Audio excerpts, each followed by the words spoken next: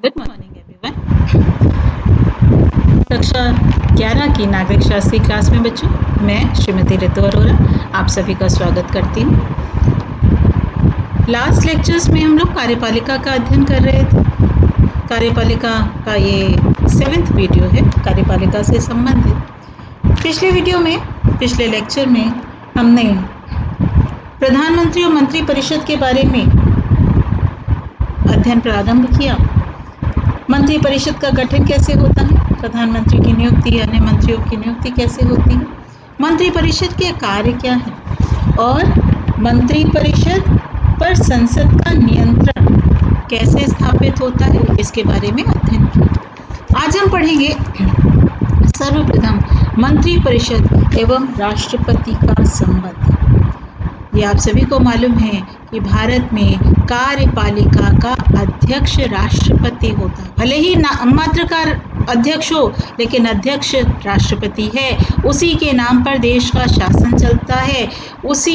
वही व्यक्ति देश का प्रथम व्यक्ति होता है। सैद्धांतिक रूप से, वास्तव में सिद्धांत के रूप में मंत्री परिषद का गठन उसको यानी राष्ट्रपति को परामर्श देने के लिए किया जाता है, किंतु वास्तविक स्थिति इसके विपरीत है। मंत्री परिषद के निर्णय एवं परामर्श राष्ट्रपति को मानने ही पड़ते हैं। यद्यपि राष्ट्रपति इसके संबंध में अपनी व्यक्तिगत असहमति प्रकट कर सकता है, किंतु वह मंत्री परिषद के निर्णयों को मानने के लिए बाध्य होता है। यानी जो मंत्री परिषद कहेगी वह राष्ट्रपति को मानना ही पड़ेगा। वह अपनी मर्जी से देश का शासन नहीं चला सकता।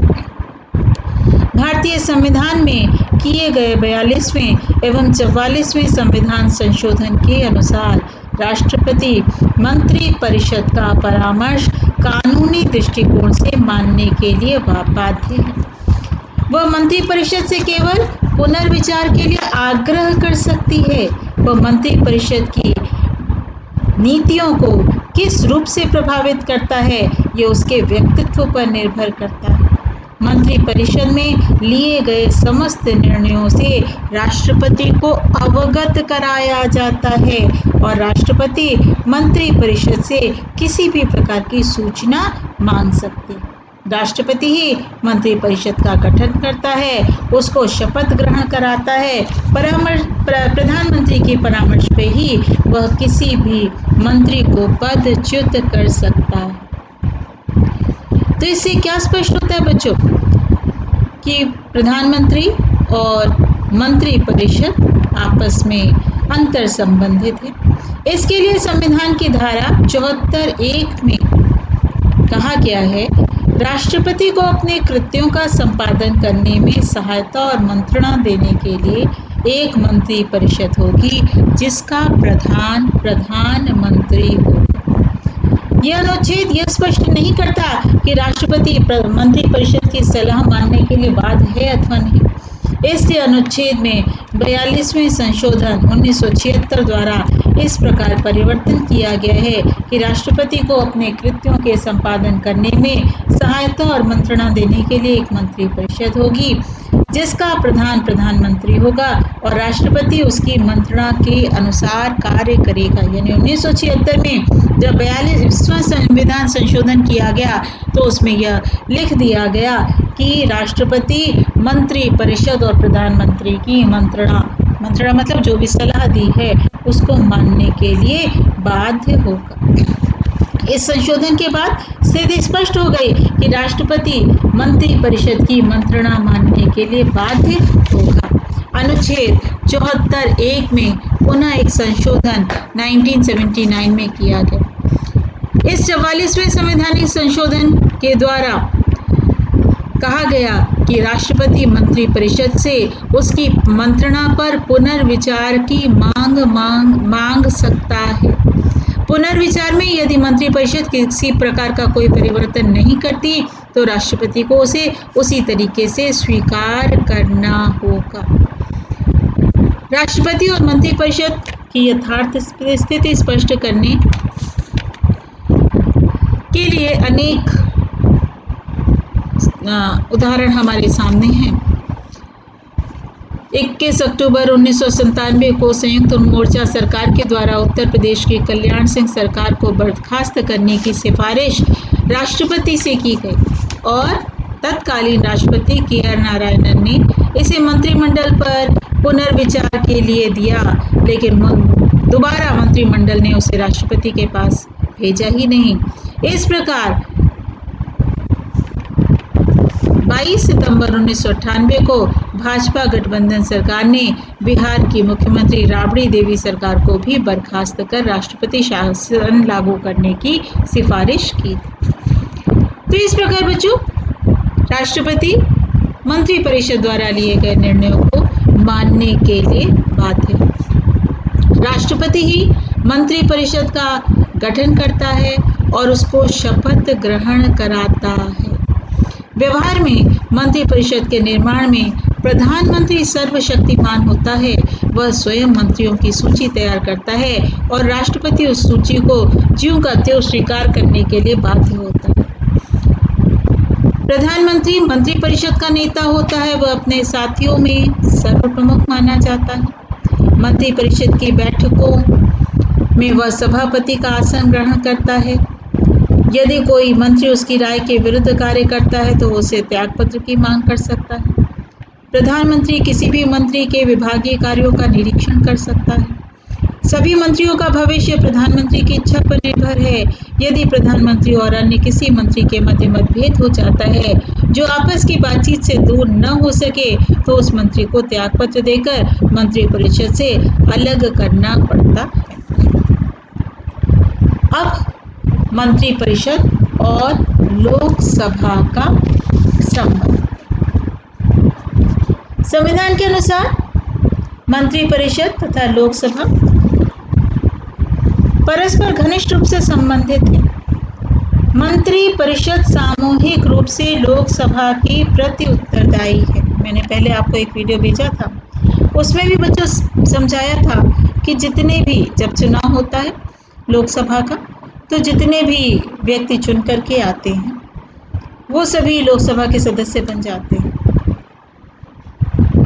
लोकसभा, राज्यसभा के सदस्य सीधे जनता के द्वारा चुन के नहीं आते, लेकिन लोकसभा में से ही अधिकांशतः मंत्री चुने जाते हैं। एक दो व्यक्ति ऐसे होते हैं, एक दो मंत्री ऐसे होते हैं जो लोकसभा से चुनाव जीत करके नहीं आते, तो वो राज्यसभा से आते हैं, लेकिन अधिकांशतः लोकसभा के सदस्यों में से ही जो बहुमत प्राप्त दल होता है उस दल में से कुछ प्रमुख व्यक्तियों को मंत्रालय दे दिया जाता है, उनसे मिलाकर के कार्यपालिका का गठन किया जाता है। इसलिए मंत्रिपरिषद सामूहिक रूप से लोकसभा के प्रति उत्तरदायी होती है। और सामूहिक उत्तरदायित्व का क्या अर्थ है बच्चों, कि एक मंत्री की गलती सभी मंत्रियों की गलती मानी जाती है, जिसके परिणाम स्वरूप जब एक मंत्री के त्यागपत्र की बात आती है तो संपूर्ण मंत्रिपरिषद को त्यागपत्र देना पड़ता है। इस प्रकार समस्त मंत्री एक दूसरे से परस्पर संबंध होते हैं। लोकसभा प्रश्नों के द्वारा पूरक प्रश्नों, काम रोको प्रस्ताव, स्थगन यानी टाल दो, स्थगित कर दो, निंदा प्रस्ताव, आपकी आलोचना करो, निंदा करो, इन सभी तरीकों से मंत्रिपरिषद पर नियंत्रण रखती है और इन आधारों पर मंत्रिपरिषद को पदच्युत कर सकती है। कौन से आधार हैं? पहला है अविश्वास प्रस्ताव के द्वारा। लोकसभा के सदस्य यदि मंत्रिपरिषद से संतुष्ट नहीं हैं, अर्थात असंतुष्ट हैं, तो असंतुष्ट होकर के सदन के सामने अविश्वास का प्रस्ताव, जिसे नो कॉन्फिडेंस मोशन कहते हैं बच्चों, अविश्वास का प्रस्ताव नो कॉन्फिडेंस मोशन प्रस्तुत कर सकते हैं। इस प्रस्ताव से प्रेरित हो जाने पर मंत्रिपरिषद को त्यागपत्र देना पड़ता है।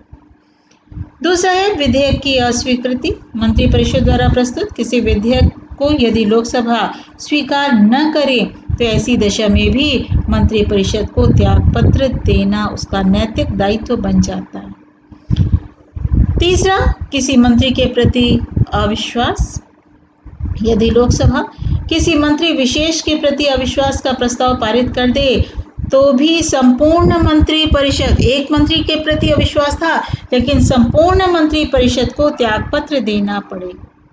कटौती का प्रस्ताव, जिस समय लोकसभा में वार्षिक बजट प्रस्तुत किया जाता है, उस समय यदि लोकसभा बजट से कटौती का प्रस्ताव पारित कर दे तो या किसी मांग को अस्वीकार कर दे तो भी मंत्रिपरिषद को अपना त्यागपत्र देना पड़ सकता है। पांचवा है गैर सरकारी प्रस्ताव। लोकसभा किसी ऐसे गैर सरकारी प्रस्ताव को स्वीकार कर ले जिसका मंत्रिपरिषद विरोध कर रहा हो तो इस स्थिति में मंत्रिपरिषद को अपना पद त्यागना पड़ता है। वाद विवाद के द्वारा मंत्रिपरिषद द्वारा किए गए प्रशासनिक कार्यों के संबंध में प्रायः सांसद में वाद विवाद चलता रहता है, इसका प्रभाव भी मंत्रिपरिषद पर पड़ता है। प्रश्न पूछकर संसद सदस्यों को यह अधिकार है कि प्रशासनिक मामले के बारे में जानकारी के लिए वे मंत्रियों से प्रश्न पूछ सकते हैं। इस प्रकार प्रश्न पूछने का अधिकार मंत्रिपरिषद पर अंकुश का कार्य करता है। काम रोको प्रस्ताव के द्वारा यदि देश में कोई आकस्मिक घटना घटित हो जाती है तो संसद सदस्यों को यह अधिकार है कि वे ये मांग कर सकते हैं कि अन्य विषय छोड़कर पहले उस घटना पर विचार किया जाए। ऐसी स्थिति में अध्यक्ष की अनुमति से घटना का संबंध जिस विभाग से होता है उस विभाग का मंत्री आवश्यक जानकारी सदन के समक्ष प्रस्तुत करता है और यदि उसके जवाब से संतुष्ट नहीं है तो काम रोको प्रस्ताव के द्वारा यह प्रयास किया जाता है कि मंत्रिपरिषद पर नियंत्रण स्थापित किया जाए।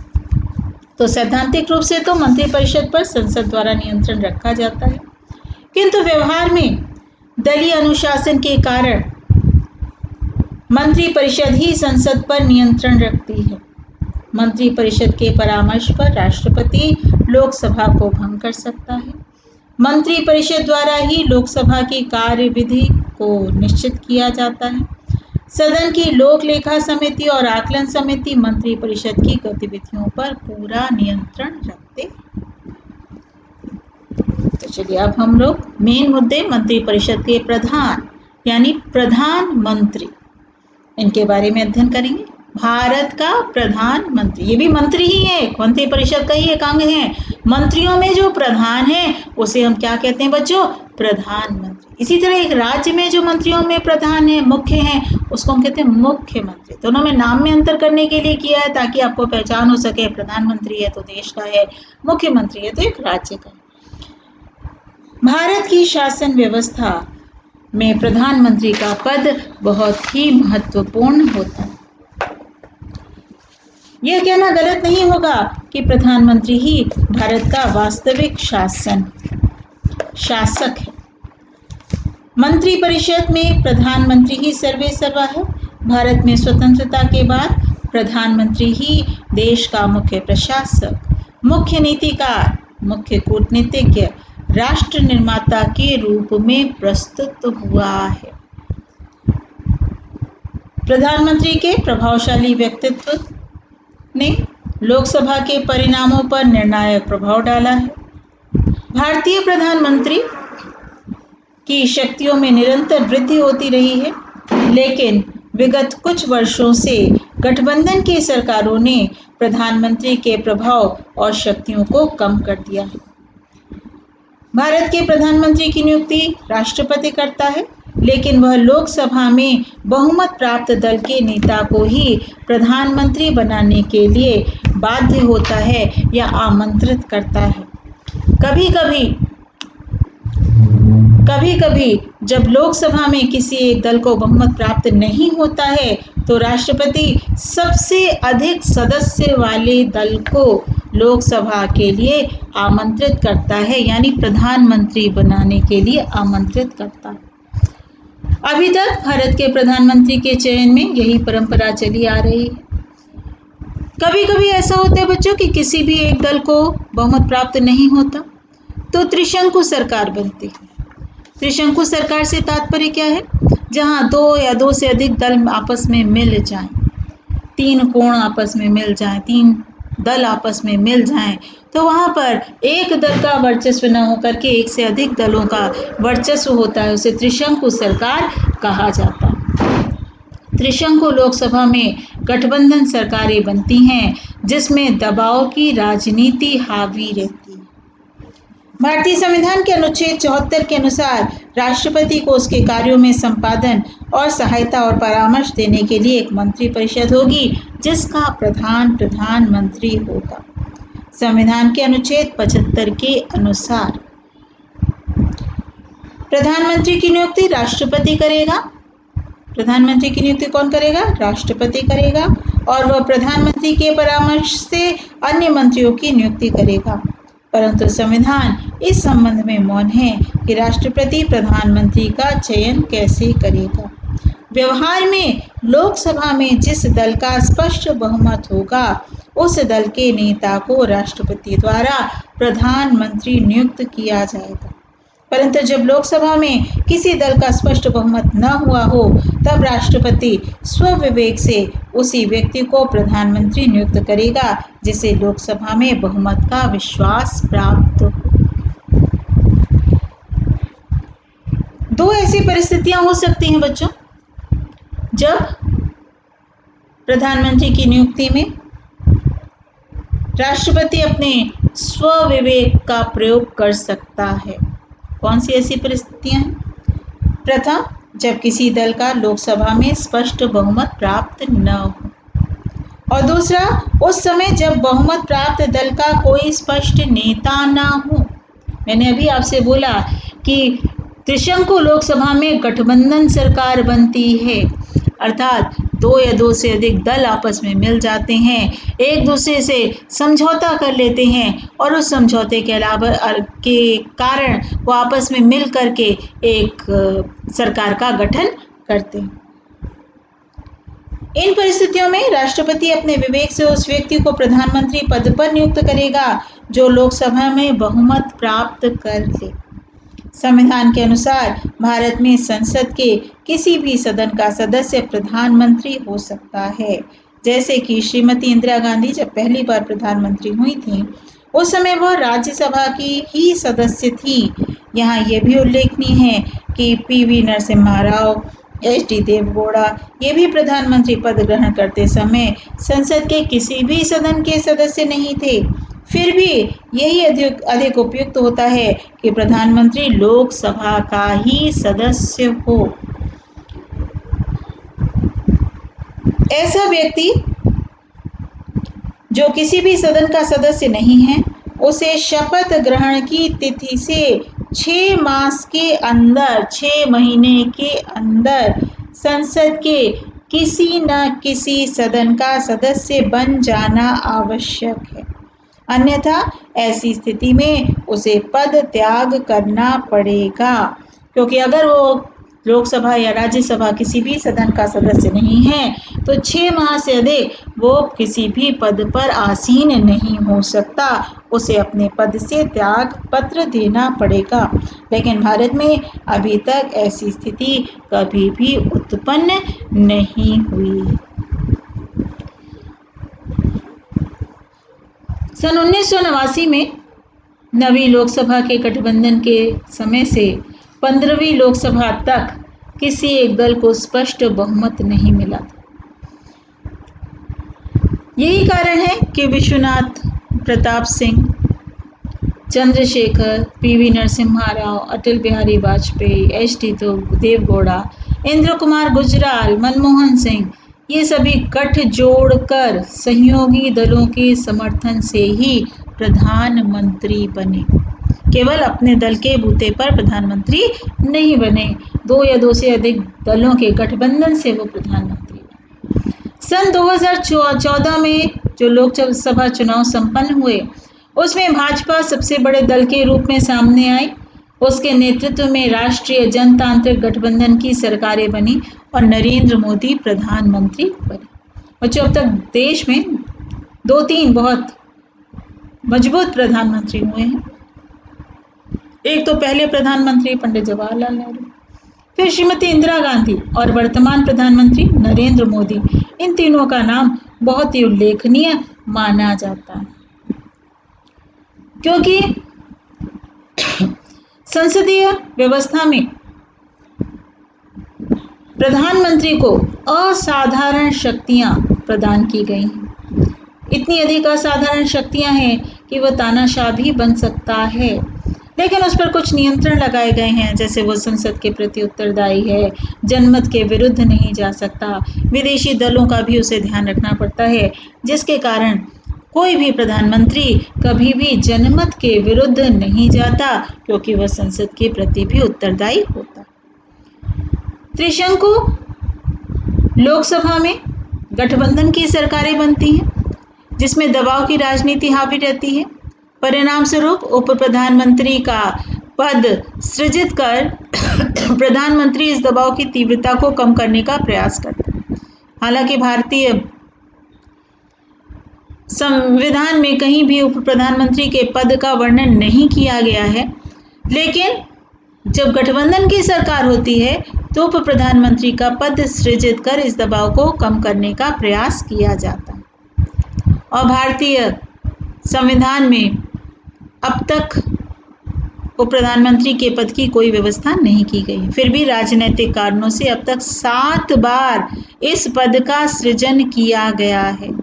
अभी तक सरदार वल्लभ भाई पटेल, जो पहले उप प्रधानमंत्री थे, देश के पहले गृह मंत्री और प्रधानमंत्री माने जाते थे, 1947 से 50 के बीच में मोरारजी देसाई, चौधरी चरण सिंह, जगजीवन राम, वाई.वी. चौहान, देवीलाल तथा लाल कृष्ण आडवाणी उप प्रधानमंत्री रह चुकी।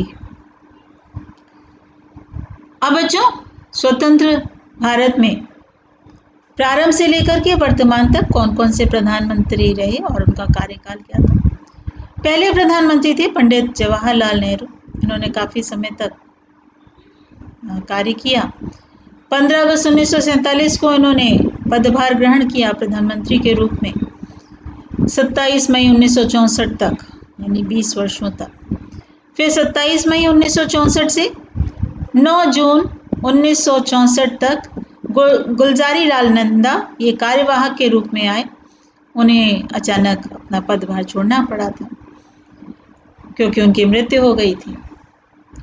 तत्पश्चात लाल बहादुर शास्त्री, 6 महीने के अंदर नया प्रधानमंत्री को चुनाव किया जाता है, तो 9 जून पद खाली नहीं रह सकता था, इसलिए गुलजारी लाल नंदा जी को प्रधानमंत्री बनाया गया था। तत्पश्चात लाल बहादुर शास्त्री जी 9 जून 1964 से 11 जनवरी 1966, इनकी भी मृत्यु एक हवाई दुर्घटना में हुई थी। पुनः गुलजारी लाल नंदा को कार्यवाहक के रूप में बनाया गया। तत्पश्चात इंदिरा गांधी 24 जनवरी 1966 से 24 मार्च 1977। फिर मोरारजी देसाई 24 मार्च 1977 से 28 जुलाई 1979 तक। चौधरी चरण सिंह 28 जुलाई 1979 से 80 तक, और चूँकि वो अपना कार्यकाल पूरा नहीं कर सके तो उनकी जगह इंदिरा गांधी जी को पुनः प्रधानमंत्री पद की शपथ दिलाई गई और 80 से 84 तक इंदिरा गांधी जी रहीं। इंदिरा गांधी जी की आकस्मिक मृत्यु पर पुनः राजीव गांधी जी 84 से 89 तक उन्होंने शासन किया। विश्वनाथ प्रताप सिंह 89 से लेकर के 90 तक। चंद्रशेखर जी 90 से लेकर के 91 तक। पी.वी. नरसिम्हा राव 91 से लेकर 96 तक। अटल बिहारी वाजपेयी, ये जब पहली बार आए थे, इन्होंने सिर्फ 13 दिन शासन किया था। 16 मई से 1 जून तक सिर्फ 13-14 दिन का शासन इनका रहा है। तो सबसे कम दिन के प्रधानमंत्री ये पहली बार बने थे। उसके बाद एच.डी. देवगौड़ा जी आए 96 से 97 तक। फिर इंद्र कुमार गुजराल आए 97 से 98 तक। फिर अटल बिहारी वाजपेयी जी आए 98 से 99 तक। जब दोबारा वो चुन करके आए अटल बिहारी वाजपेयी जी, तो उन्होंने पूरे 5 वर्ष का शासन किया, 99 से 2004 तक। फिर डॉक्टर मनमोहन सिंह 2004 से 2014 तक, यानी 2 टर्म उन्होंने पूरे किए, 2 बार वो सत्ता संभाली उन्होंने। उसके पश्चात नरेंद्र दामोदर दास मोदी जी 26 मई 2014 से 30 मई 2019 तक, और दोबारा उन्होंने चुनाव लड़ा, तो दोबारा 30 मई 2019 से अब तक देश के प्रधानमंत्री। बच्चों में कैसे समझ में आ गया होगा। नेक्स्ट लेक्चर में हम लोग पढ़ेंगे भारत के प्रधानमंत्री की कार्य और शक्तियाँ। ये सबसे इम्पोर्टेंट है, इस पर विस्तृत प्रश्न बनता है जो आगे पढ़ेंगे, प्रधानमंत्री के कार्य और शक्तियाँ। तो वो नेक्स्ट हम लोग लेक्चर में पढ़ेंगे। आज जितना पढ़ाया है उससे संबंधित महत्वपूर्ण प्रश्न, देश के प्रथम और वर्तमान प्रधानमंत्री का नाम बताओ। ये सभी को मालूम होना चाहिए बच्चों। जो छोटे बच्चों को समझा दिया जाता है, सिखा दिया जाता है। दूसरा, मंत्रिपरिषद व राष्ट्रपति के संबंध को स्पष्ट कीजिए। तीसरा, भारत में अब तक उपराष्ट्रपति का पद कितनी बार सृजित हुआ है? किन्हीं दो उपराष्ट्रपति के नाम बताइए। लोकसभा किस प्रकार मंत्रिपरिषद पर नियंत्रण कर सकती है? तो आज के लिए बच्चों इतना ही। नेक्स्ट लेक्चर में हम लोग प्रधानमंत्री के कार्य और शक्तियां लेकर के उपस्थित होंगे और प्रधानमंत्री की स्थिति के बारे में जानेंगे। ये हम लोग नेक्स्ट लेक्चर में पढ़ेंगे। तो आपका प्रमुख रूप से कार्यपालिका लगभग पूरा हो जाएगा। फिर केवल नौकरशाही रह जाएगा, उसका हम लोग उसके नेक्स्ट लेक्चर में अध्ययन करें। बच्चों साथ साथ याद करते जाइए, आपके लिए आसानी होगी, क्योंकि बगैर याद किए कोई भी सब्जेक्ट, कोई भी चीज़ अच्छी तरीके से या तो समझिए, 2-2 3-3 बार सुन लीजिए तो आपको स्पष्ट हो जाएगा। एक बार 2 बार रीडिंग अवश्य लगाइए, तो आपको अच्छी तरीके से मेरी समझाई हुई बात समझ में आ जाएगी। और बच्चों, अगर मेरी बात आपको समझती है तो लाइक, शेयर और सब्सक्राइब जरूर कीजिएगा, तो आपको मेरे सारे वीडियोज़ अवेलेबल हो जाएंगे। थैंक यू बच्चों।